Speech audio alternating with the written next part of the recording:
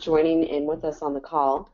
I'd like to just start with asking everyone if there's anything great they've accomplished. We've been hearing lots of feedback from people, so is there any first steps or great things that people feel like they've accomplished in the last week or even just since they've started the program?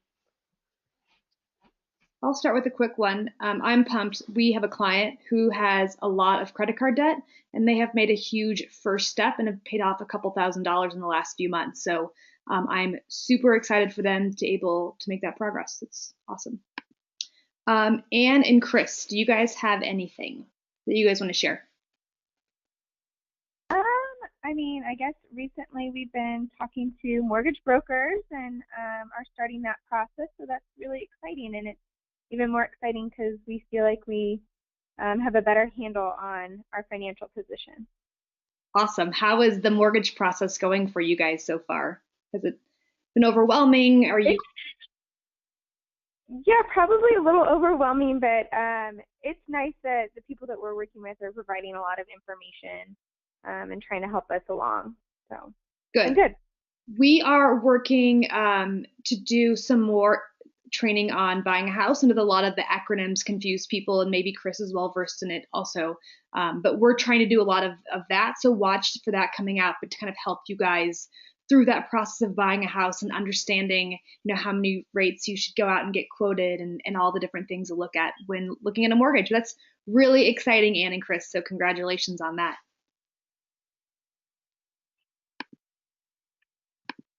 All right. Matt, I'm going to unmute you. Are you there?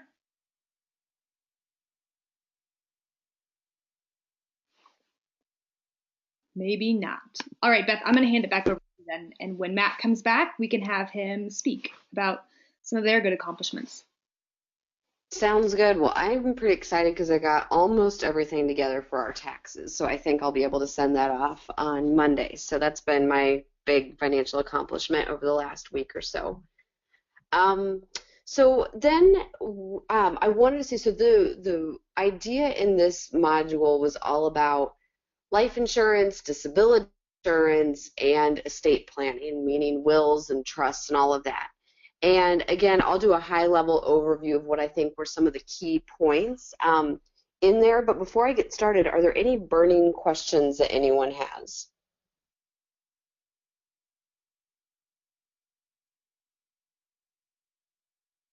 I don't have any. Right. Oh, sorry, I didn't mean to cut you off. None from you? Emily, are you seeing anyone raising their hand coming in? Yeah, I'm going to see if Sarah and Matt have anything. Do you guys have anything? No, we've actually just started looking at doing a refi the last couple of days as well. Trying to figure out if it makes sense to go down to a 15-year mortgage from the 30 that we're in. But just getting some numbers back and stuff on that, so it's not sure quite yet if it makes sense for us, but just kind of looking into it. And Matt, why were you all thinking that you may want to switch to a 15-year? Well, we've got the HELOC as well, and it's at 4.5% right now. And I was hearing that 15-year rates were getting as low or are as low as 2.5%. So if we could roll in our mortgage, which is at 3.5%, and the HELOC into one and not increase the payment by a whole lot to go to a 15-year, then it might make sense. Or if it was something that was manageable for us, but I don't know if it would end up tying up too much money all at once for us. Or yeah, and that's something that we should talk about for sure when we have the one-on-one. But and I know it's not the topic we were planning on talking about tonight, but we want to talk about what's ever of interest to you all. I can't remember, Emily, have I talked much about the idea of paying down a mortgage early on any of these sessions? I can't remember if I have. Not in detail, no. So the same principle applies essentially to this. There's two situations that essentially have the same principle. And that is that some people pay additional payments towards their mortgage every month. So they may pay an extra $100 or $500, whatever they decide, every month to pay the mortgage down sooner. And the same principle that I'm going to talk about right now applies also to doing a shorter than a 30-year mortgage as well. And what I usually recommend for people, however, I will say, Matt, in your situation, if you are able to bring all of that together and still just barely have, in your payments not much more than it is now, it may make sense. But usually I recommend that if people want to have their mortgage paid off sooner than 30 years, then what they should do, as opposed to doing a shorter term mortgage or as opposed to putting an extra couple $100 a month towards the mortgage, is to actually take that difference in what you would have paid between the 15-year and the 30-year mortgage and or the additional amount that you were paying every month. And that you take that amount and then you just put that aside into a savings account. Depending on your situation, you may moderately invest it. And then what you can do is you can take that money and pay down the mortgage all at once. At the same time, so let's say that you get 15 years out, you should have about enough money to just fully pay off the mortgage at that point anyways, if you were disciplined about saving that money. And it just gives you more flexibility during that time of not having the money tied up. So again, I usually recommend that people just take the difference in the payment and set that money aside, and then with the intention that you could use that to pay down the mortgage early as one big lump sum, or you may need it for have other needs that come up. But again, I'd be happy to talk about more specifically how that ties to your situation on our one-on-one call. Okay, perfect. Thank you. You are welcome. Does anyone else have any burning questions on anything, this financially related, of course, but anything financially related? I think that since we covered Sarah and Matt and Ann and Chris, I assume there's no other questions, so let's move on. But hopefully, I'm hoping that people have some really good questions as we talk about the next steps, which is actually putting a plan in place to make all this stuff real, right? We've given you guys a lot of information. Let's make stuff actually happen. And that's for our call next week, right? That's what you're talking about, Emily. And I think we do a little bit of an intro today to help tonight. Think about what those next steps are. Okay, perfect. So why don't I do a high-level overview on the insurance part? So I recommend for people who, once you have children especially, you definitely need to be considering life insurance. There's a lot of ways to calculate the amount of life insurance that you need. A quick and dirty way that's fairly accurate is to take whatever your take-home pay is and multiply that by 20. So if your take-home pay is $50,000 a year, that means that you need $1 million death benefit for life insurance. So the death benefit is the amount that's paid to someone upon your death. Now, you may think that is crazy amount, times 20 of your income. Where does that come up with? Well, the place where I come up with that number is that if you were to pass away, and again, this can be looked at more individualized. This is just a quick and dirty way to figure it out. But if you were to pass away, essentially you need to replace your income to your surviving spouse and family. And so what this does, it essentially replaces your income for 20 years going forward. There's a few different factors that move in there.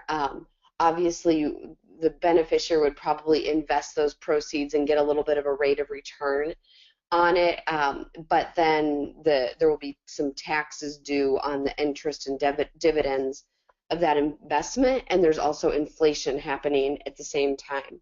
So again, that's sort of a rough way, but it's how I almost always start with people when I'm calculating the amount of insurance, and then depending on the situation, I'll fine-tune in. The other thing is, for most of our clients, term insurance is what makes sense. So there's term insurance and there's permanent insurance. Permanent insurance is more expensive. Permanent insurance is there for your entire life as long as it's funded appropriately. Permanent insurance also accumulates something called a cash value. So it's an investment component in the policy that you can access and take money out during your life, which is very attractive in certain situations, but I don't recommend that people usually look at doing cash value insurance until they're already maxing out their 401k, they have the emergency fund, every area is checked off, then I usually recommend to look at permanent insurance. And again, with term insurance, I'm usually recommending for most of our clients 30-year term insurance. Does anyone have any questions about life insurance? How much, what types, where you should get it? Any questions about life insurance? Beth, when I think about insuring, your income for 20 years, that sounds really expensive to me. So can you talk about how much to expect to pay for the term insurance or the permanent? I knew you were going to ask that. So I think I will tell you that so here's the premiums can vary greatly based off of a variety of factors, based off of your age, based off your health, if you're a female or a male, and also depending on your health situation. And so right now, I believe that I pay $146. I have two different policies, and I know one of my policies is $1 million term policy, and I'm pretty sure I pay $146 a month. And I'm 35 and pretty healthy. So that may give you sort of a range. My husband, who's about 7 or 8 years older than I am, for that same amount of insurance, I think that for Chris it was double that. It's like $300 a month. I know that we pay $446 a month for those two policies combined, so that may give you a sense of that. Now, one thing I do recommend is that there's certain insurance people, and they only write insurance for one company. So, for example, like State Farm, places like Northwestern Mutual, they only write insurance for that one company for the most part. And there's nothing wrong with those insurance companies. But I typically recommend for people to go out and find an insurance agent who can quote out a lot of different insurance from a lot of different companies. Because with term insurance, it really does come down to just what's the cheapest. So as long as it's a company with decent financial strength. So I don't know if I did a very good job answering your question, Emily, because that amount can vary so drastically. Sure. I guess my point is that I think that everyone here wants more money rather than less, and that sounds like a lot of money. Like $200 a month could go towards a new house, right? So it goes back to the priorities. So I guess the question is, at what point are you okay having your life insurance through your employer?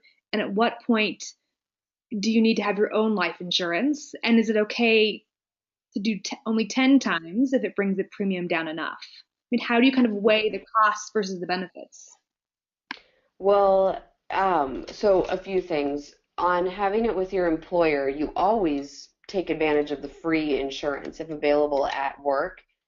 If you are healthy, it is often less expensive to get insurance outside of work than it is to get insurance at work. And that's because insurance that's sold through work is based off of average health. And so if you have above average health, then it's usually less expensive for you to get your insurance away from work. So that's one thing. And then the balance on it. It's really, it's up to every couple to decide. I can just tell you though, I've seen situations where people have been underinsured and where one of the spouses died and the other one was just in bad shape. So I've seen that happen. There's other things to consider. So if you're in a household where you're not spending all of your income, where you're maybe saving more than you need to be, or that could significantly reduce the amount of insurance that you need. It may be a situation where you already have significant assets saved up, then you don't need as much insurance. So like everything, moderation is fine. I just think you need to understand the risk of doing something in moderation, but anything is better than nothing. So That's helpful. If anyone else has any questions, feel free to raise your hand. All right, Beth, I say we move on. I will quickly skim over disability insurance then. So most employers offer 60% of disability insurance. That means if you were to become disabled, the policy or the insurance policy through work will pay you 60% of your income. Now, one thing to consider is that will be fully income taxed. Often through employers, you can purchase up to 70% of your income. And I do typically recommend that people do that, especially because it's not usually that expensive. Like it's, I don't know, 30, 40 bucks a month or something. It's not that expensive, and it is, again, it's actually it's more likely, not to sound depressing now, but it's more likely that people our age become disabled than die before age 65. And I think most people, when they think about disabled, they think about getting hit by a car. But I've seen plenty of situations where it's developing a chronic illness. So I had a client who developed lupus and was no longer able to work. It could be, depression or some type of mental situation as well. So it's not just the obvious falling off the ladder or being hit by a car. It's all those other chronic debilitating diseases that could cause that. So any questions on disability insurance?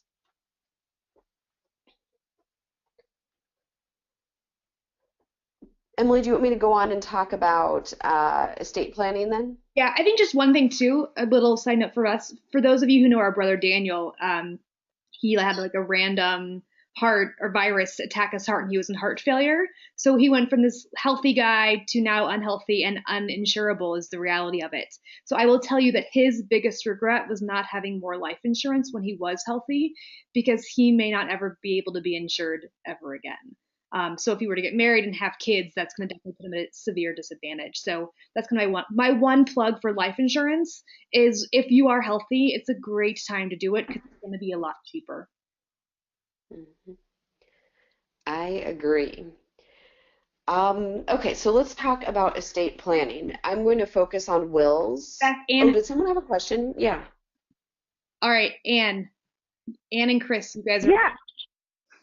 Yeah, I guess I'm just wondering, so like when you purchase life insurance, does that rate stay the same then for the entire term? Yes, assuming that it's what's called a level term. There are very few what are called increasing term policies out there, but 90% of them are called level term, and that term stays the same for the entire term of the policy. So if you buy a 30-year term policy, it stays the same. After that 30 years, the premium goes up a large amount at that point. So you can keep the policy past that term, but very few people do because it becomes ridiculously expensive at past the term. Does that answer your question? Yes, thank you. All right. Perfect. All right, and we have another one, so I'm going to go to Matt and Sarah. Are you guys there? Yep. So along the same lines, if we're mid-30s, how long of term would you recommend get a 30-year term or? Yes, usually. So 30-year is the quick and dirty answer. It should be to whatever point you have enough assets to be able to retire. So meaning that if you'll have enough assets to retire, if you're in your mid-30s and you'll have enough assets to retire by the time you're 65, then that's the perfect, because if you have enough assets to retire, then you also have enough assets to support your family if you die. So yes, that's the quick answer. Now, a technique that I use quite often to reduce the cost of the insurance is I will do a partial, half the insurance is 30-year term and half the insurance is 20-year term. And that will reduce the cost of the insurance overall. So part of it you'll only keep for 20 years, and then part of it will go on for another 10 years after that. Anything else on insurance? Oh, sorry. No, go ahead. Are there people that offer like packages like that where it's half 30, half 20, and it's one deal? Or not really? Yeah, I'm not aware of it being with one company. I will, or like a package deal like that. I will tell you that, for example, Chris and I have most of our insurance with one insurance company, and so I have it set up on.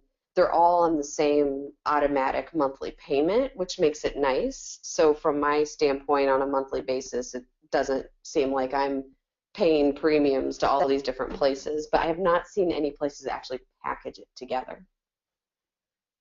Okay. Any other questions?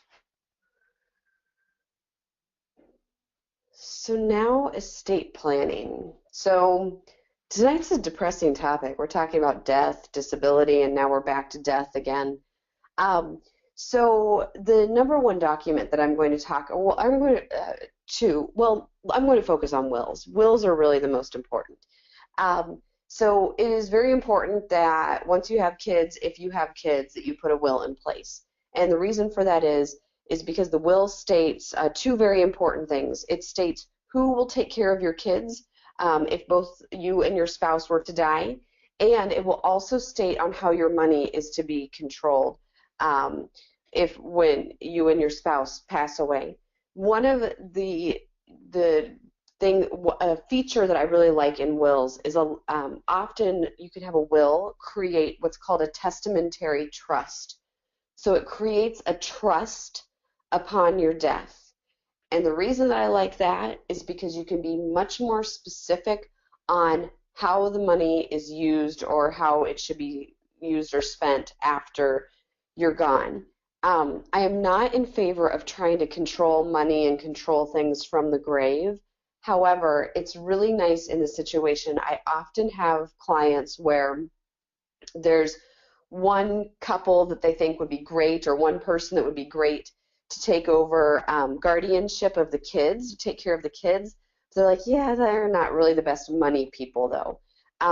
The trust would then allow someone else who you may think is more financially responsible to manage the money. It can be very liberal, saying that the kids and the caretakers of the kids can have money for about anything, but the trust allows a little bit more control over the money.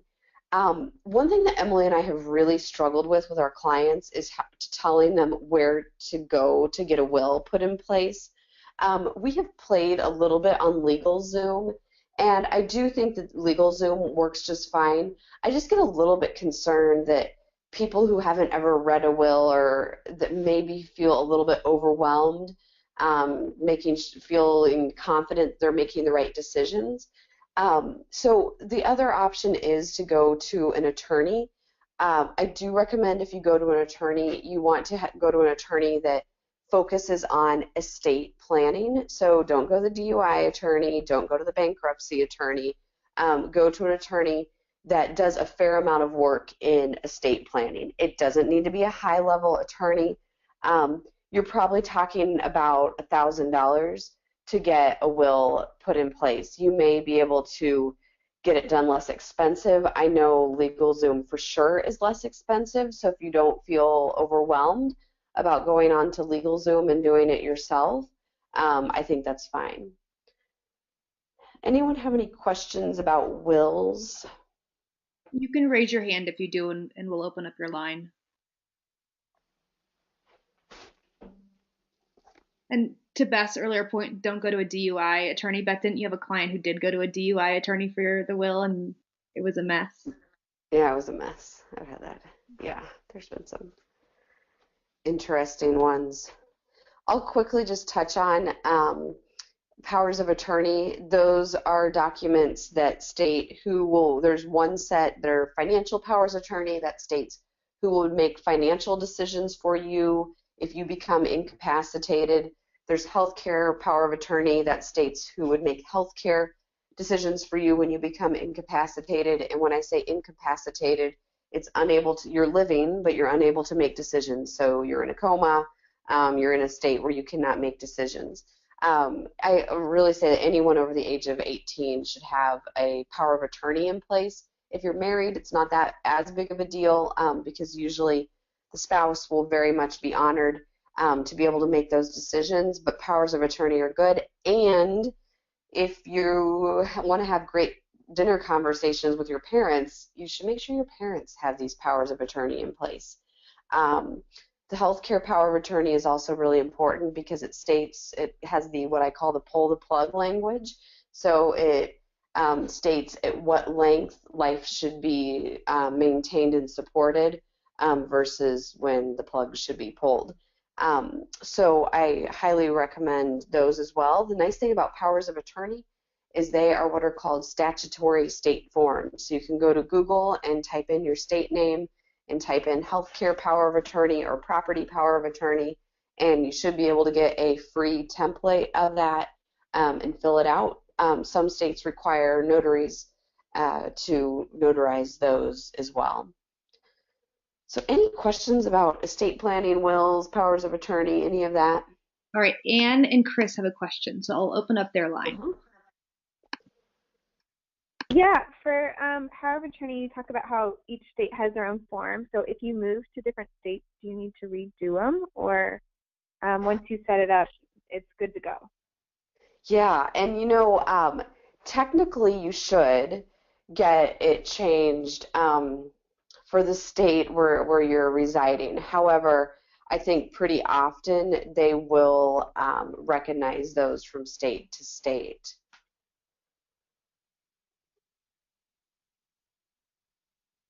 Any other questions on that? Emily, do you have your powers of attorney in place yet? No. I've been talking to you about this for like 10 years. I know, well, I keep moving is the problem, so. Right, yeah. Later. Well, let's go to the fun part. I mean, let's talk about next steps. Again, we've gone through all the information. Let's talk about next week and really starting to create a plan and hear what people want to kind of have be their first step to start making real progress. So Beth, do you want to do a quick introduction to what we're having people focus on next week to put it all together? Yep. So next week we're going to talk about our financial achievement experience. And this is the fancy name that Emily and I came up with, which essentially is a financial roadmap. And I think you're really going to like it because it's a great graphic piece. And on this piece, you're going to start to get into the nitty-gritty of, okay, what do we want to accomplish in the next 30 days? What do we want to accomplish in 60, 90 days? I think we put 6 months, a year, and 3 years from now. And so it's a really great place to pull all this together. We've talked about everything from budget and cash flow and savings for retirement and insurance and estate planning documents. We've covered a ton. So the financial achievement experience is we're really going to pull everything together and for you to be creating your financial plan. Again, this is a great thing for when we have our one-on-one session, that we can work on that and create that individually for you. So, and when are we sending that out, Emily? Are we sending that out tomorrow? It'll be either tomorrow or Friday. But yeah, It's Friday. Yeah, I'm flying to Colorado tomorrow to see Emily, so we'll shoot a video at some point and send that out. So we'll be sending that out, and if you want to start working on jotting down some ideas, and then I think especially next week, coming with questions, a lot of it goes to that prioritization that we talked about before. Do we save more for the 401k right now or more towards the house? Or do we pay down this debt? Or should we be putting money into the kids' college plans? So we'll send that out and maybe over the weekend start to think about some of the things that financial goals that you want to accomplish. And then we'll go over those, or not go over them in detail, but answer any questions you have on prioritization and what steps and what to take first. And Beth, did you want to add? Yep. Can you just share a few of the goals that we've seen from other clients just to give people an idea of how they should be thinking about these and how to make the most progress? Yeah, so I would say a large number of our clients, one of the first things they have in the first 30 days is to start utilizing Mint or some other application. That's a very common goal because as we talked about in an earlier session, it really all starts there. So if you feel like you need to be saving more towards retirement or saving towards a house or paying down debt, you have to be able to find money to allocate towards that. And so very often we see that there's budgeting types of goals that people have in there fairly early on in the process. I mean, it's everything from setting up a Roth IRA, increasing the 401k savings, paying down credit cards. So sometimes where people who have significant debt, we'll see that we break the debt into steps. So it may be the goal in 6 months from now to have this one particular credit card paid off, and then to have everything paid off in 2 years. So it just depends on the situation. But again, Emily, are there any others that stick out to you as being like on every single person's financial achievement experience that we've done? A lot of it's about finding that money. So finding money and having specific goals. We've had clients who've actually made a game out of it, and I think we had a client who found $2,000 in 1 month. So it's actually amazing what you can do when you have a goal out there and you're trying to achieve it. Some of them too are getting wills in place, just setting a deadline because otherwise they won't do it. We had a client who just had a baby, and so that was one of their goals, was to have a will before their baby came. But I think most of it is, being able to have measurable goals that they can see that they're making progress. They can see that they're actually getting closer to having that money for that down payment or having money to pay down that debt. It's about seeing the progress and knowing that they are making steps. Mm-hmm. Hey, and Emily, you triggered something when you had mentioned the people with the new baby putting a will in place. Sometimes through work, your work will pay or have a feature where you can pay a discounted rate to get a will or a trust or powers of attorney put in place. So I forgot to mention that. Be sure to look there for sure if there's a service that you have at work for that. But again, I think that what people love the most about this financial achievement experience is they can just then pull it out ever so often and then just make sure that they're on track. Our bonus session that we're going to do at the end, I think we're going to do it on 2 different topics, but one of the topics that we've been finding is of really great interest to our whole crowd is the idea of automation. So all of us are really, really busy, so how do you put things in place in your financial plan so it's on autopilot to help you reach your goals and you just don't even have to think about it? The reason I say that is because that can be part of your financial achievement experience as well in that plan that you put together. Awesome. Any other questions before we close up tonight? Yeah, I'll open up the lines and ask for questions. So Anne and Chris, you guys are first. Do you have any questions before we close out? No questions. Awesome. Matt and Sarah, do you guys have anything before we go? Nope, none from us. Cool. All right, and then I have Wendy. Wendy, do you have any questions for us on this call tonight that we can help you with?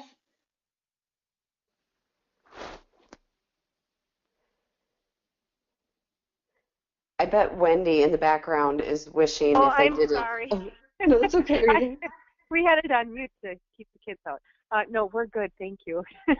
I was going to say, I bet if the 2 of you didn't have it, I bet you were maybe wishing that you had accident insurance this week. Yeah, I know. They had some broken bones. Did you say that? Yes. So anyways, Yep. That would have probably been nice, but I don't necessarily recommend people do that, but Oh. We're just meeting our deductible early this year, that's all. Yeah, that's a good way to look at it. Well, and I think, Emily, we sent out the link for people to start signing up for the one-on-one calls as well. Is that correct? That's correct. So everyone, if you didn't receive that link, email us. But everyone should have that link as well as the 2 documents that Beth needs to make sure she gives you guys the best advice possible. So there's a budget worksheet in there. She wants to highlight. Beth, do you want to talk about those 2 worksheets actually yourself? Yeah. And as I said last week, you can show up to that meeting without doing any homework, and you'll get something out of the meeting. But if you want to get as much out of that meeting as possible, I need to have just sort of a general sense of your overall finances. So it may be just as simple in your budget worksheet of just sort of putting what your total take-home income is and then throw in a few of the expense items, and then you may just put in one big everything else expense. So anyways, the more you can put in that budget worksheet, and for sure there's the balance sheet worksheet, if you can put that into place, that will help you get so much more out of the call, because we won't have to spend, the first 15, 20 minutes of the call of me saying, oh, do you have a Roth IRA yet or not? So I can just quickly glance through everything, sort of see what your financial picture is. And then I'll tell you the way that I'm going to start the meetings. I will ask you in the very beginning, what are the 1 to 3 big things that you want to get out of this call? And so I'll ask you that right away. What are your goals for the call? What do you want to get out of this? So it may be things such as, we are trying to pay down credit card debt and save for a house at the same time. How should we balance that? That's the big question. Or, we've been going along with this plan and we think that this is what makes sense. Do you think that this makes sense? Or it may be, we're thinking about refinancing our mortgage and we just want to get your perspective on it. So it can be, anything that we've talked about. And so I'll just then focus on answering whatever your biggest goals and concerns are for that call. And in all of them, I'll also, we'll spend the last at least 5 minutes going through the financial achievement experience one-on-one to create a game plan for all of you to implement going forward. Awesome. Any other questions before we close up tonight? I think that's it. I'm also going to be sending out a survey. So if you guys it's going to be super short, but if you'll give me some feedback, one of the biggest things that I want to see is if you guys are able to find extra money in your life. I know that that's something that we really emphasize. We want to make sure that you guys are finding extra money in your lives to be able to reach your goals more quickly. So look out for that too, in addition to next week's module that's really short and easy, and it's all about setting goals. Cool. Did we send this group the Find the Money guide? They did get it in the first group, but there was there was a lot of stuff in that module. So I mean, don't you agree that that's like gold, right? Like being aware of where money's hiding in your life is a huge key to getting to your goals and getting to your goals more quickly. Yeah, I agree. Well, have a great evening, and we will talk to you next week. Take care.